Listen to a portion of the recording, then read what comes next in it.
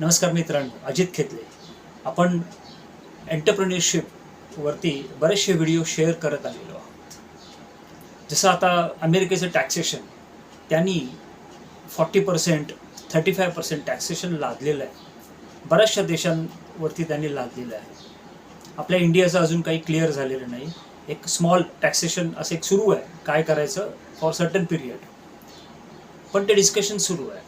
याचा अर्थ काय होतो की अमेरिकेला जर तुम्ही एक्सपोर्ट करत असाल तर तुम्हाला 35% द्यावे लागणार. म्हणजे 100 रुपयाचं जे प्रॉडक्ट कॉस्ट असेल तर त्याच्यावरती तुम्हाला 35-40% म्हणजे 140 रुपयाला ते प्रॉडक्ट त्या देशामध्ये तुम्हाला एक्सपोर्ट करून विकावं लागेल. कोणी घेईल का त्या देशामध्ये? नाही घेणार. मग ते प्रॉडक्ट तुम्ही काय करणार? कुणाला विकणार? आपल्या देशात विकणार का आणखी कुठल्या देशाला विकणार? जेणेकरून काय होतं, त्या देशाची GDP पडते. जर आपण विकू शकत नाही तर GDP रेशो पडतो, आपला माल विकला जात नाही, पडून राहतो, स्टॉकमध्ये राहतो. मग कुठल्याही परिस्थितीमध्ये आपल्याला माल तो विकावा लागतो. मित्रांनो, हीच वेळ आहे. जर तुम्ही एक्सपोर्ट करत नसाल तर इम्पोर्टही घेऊ नका कुणाचा.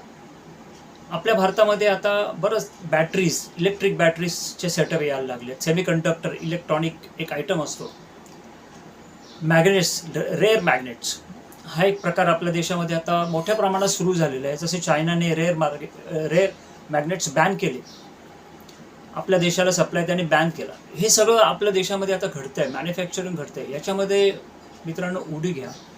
गव्हर्नमेंटच्या स्कीम्स आहेत. चीफ मिनिस्टर एक एम्प्लॉयमेंट स्कीम आहे, एम्प्लॉयमेंट जनरेशन स्कीम आहे.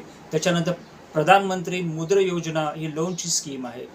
त्याच्यानंतर अशा बऱ्याचशा स्कीम्स आहेत. उद्योजनी स्कीम आहे स्त्रियांसाठी, डिस्ट्रिक्ट इंडस्ट्रीज सेंट्रल स्कीम आहे, किंवा सीड योजना, सीड मनी योजना, अशा बऱ्याचशा स्कीम्स आहेत. MSME, आपल्या डिस्ट्रिक्टमध्ये जर तुम्ही गेला तर तुम्हाला MSME लोन मिळतं, जे 25% त्याच्यावरती माफ असतं. म्हणजे जे बिझनेसला तुम्हाला पैसे लागतील ते 25% गव्हर्नमेंट देतं. ह्या सगळ्या स्कीम्सचा फायदा घ्या मित्रांनो, आणि आपल्या देशामध्ये मॅन्युफॅक्चरिंग सेटअप करा. जो काही असेल तुमचा, टुरिझम एक चांगला बिझनेस आहे, मॅन्युफॅक्चरिंग, प्लास्टिक आयटम्स किंवा आणखी बरेचसे मेटल आयटम्स जे वर्कशॉप्समध्ये आहेत, सर्व्हिसेसमध्ये जा. आता सॉफ्टवेअर इंडस्ट्रीला जर एक्सपोर्ट करायचं असेल अमेरिकेमध्ये तर किती टॅक्स बसेल आपल्याला माहीत नाही आहे. ह्या सगळ्या गोष्टी विचार करण्यासारख्या आहेत. आपल्या देशामध्ये ते सॉफ्टवेअर विकले जाईल का?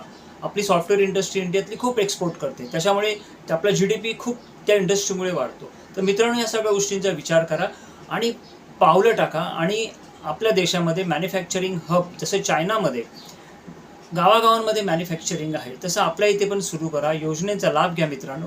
धन्यवाद मित्रांनो, धन्यवाद. Thank you very much.